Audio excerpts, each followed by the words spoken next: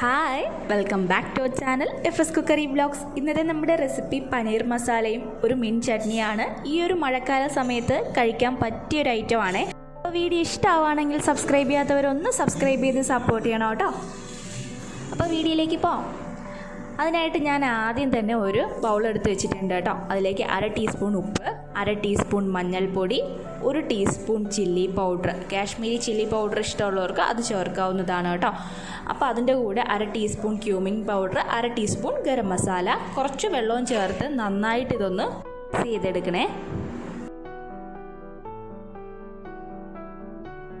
നന്നായിട്ട് മിക്സ് ചെയ്തതിന് ശേഷം ഇതിലേക്ക് ഞാൻ 200 ഗ്രാം വരുന്ന പനീറാണ് ഇവിടെ ചെയ്തെടുക്കാൻ പോകുന്നത്. അപ്പോൾ 200 ഗ്രാം പനീർ ചെറിയ ചെറിയ പീസായിട്ട് ഞാൻ കട്ട് ചെയ്ത് വെച്ചിട്ടുണ്ട്. അത് ഇതിനകത്തോട്ട് ഇട്ടിട്ട് നന്നായിട്ട് തന്നെ പനീറിൻ്റെ എല്ലാ വശത്തും മസാല എത്തുന്ന രീതിയിൽ നന്നായിട്ടൊന്ന് മിക്സ് ചെയ്തെടുക്കണം. അതിനുശേഷം ഒരു 10 മിനിറ്റ് ഇതൊന്ന് മാറ്റി വയ്ക്കണം.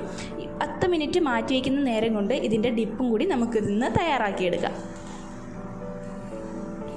അപ്പോൾ മിൻ ചട്നി ഉണ്ടാക്കാനായിട്ട് ഞാൻ 1 കപ്പ് മല്ലിയില, 1 കപ്പ് പുതിനയില, 2 പച്ചമുളക്, ഒരു ചെറിയ കഷ്ണം ഇഞ്ചി, അതുപോലെ ഒരു ചെറിയ പീസ് സവാള, പിന്നെ ഒരു നാരങ്ങയുടെ പകുതി നാരങ്ങ നീര്, ഒരല്ലി വെളുത്തുള്ളി, കുറച്ച് ഉപ്പ്, അതിൻ്റെ കൂടെ ഒരല്പം വെള്ളവും കൂടി ചേർത്ത് നന്നായിട്ട് ഇതൊന്ന് അരച്ചെടുക്കാം. അത്ര മാത്രമേ ഉള്ളൂ. ഇപ്പോൾ ഇതാ ഇവിടെ നല്ല പേസ്റ്റ് പോലെ നല്ല പരുവത്തിന് നമുക്ക് കിട്ടിയിട്ടുണ്ട്. ഇതാണ് കേട്ടോ അതിൻ്റെ പരുവം.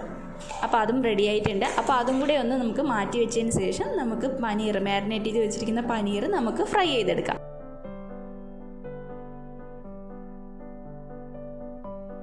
പനീർ ഫ്രൈ ചെയ്തെടുക്കാനായിട്ട് ഞാനിവിടെ 2 ടീസ്പൂൺ ഗീ ആണ് കേട്ടോ യൂസ് ചെയ്യുന്നത്. സൺഫ്ലവർ ഓയിലാണ് ഇഷ്ടമെന്നുള്ള ഗീ ഇഷ്ടമല്ലാത്തവർക്ക് സൺഫ്ലവർ ഓയിൽ യൂസ് ചെയ്യാം.